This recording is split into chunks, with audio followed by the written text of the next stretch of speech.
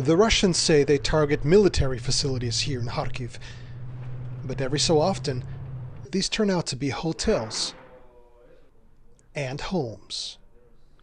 People who've remained here have seen almost 2 years of attacks. And at night, sometimes you don't sleep. I hear bang, I put a blanket over my head. I was just sitting at work yesterday, and I heard a bang.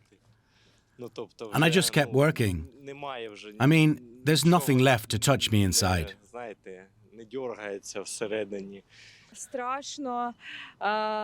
It's scary. When there are sirens or something is flying in the sky, we try to go out into the corridor, or if we are on the street, we go to the shelter.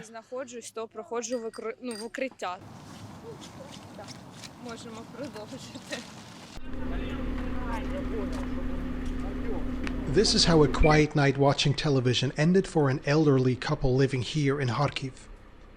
Earlier this night, explosions could be heard across the city. There had been a warning of incoming Shahid drones. One of these drones came down right here. From house fires to drone attacks, firefighters here have adapted their skills in saving people and trying to limit damage to property. Their jobs always came with a personal risk, but that's gotten worse. I'm worried. We are worried. We alert the personnel when the alarm goes off for everyone to take cover, because there have been incidents of double-tap attacks, and unfortunately, this resulted in the loss of our personnel. Double-tap attacks. Waiting for responders to arrive and then hitting them. A common Russian tactic. War is war, and we understand where we are and what to expect. The house owner says the attack did not hurt him or his wife physically. He has a warning about Russian brutality seen in many Ukrainian towns in this war.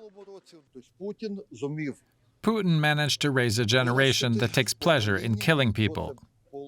This is what we saw in Bucha. This is what we saw in Izumi. This is what we see now. Europe must understand that we will not stop Russia here. Russia will go to Europe. He asks us to come inside to see the damage. Water used to put out the fire is now leaking into the living room. The roof is gone. Their home is wrecked. Outside, deminers are inspecting what appears to be the drone's engine. It may end up here, Kharkiv's missile graveyard.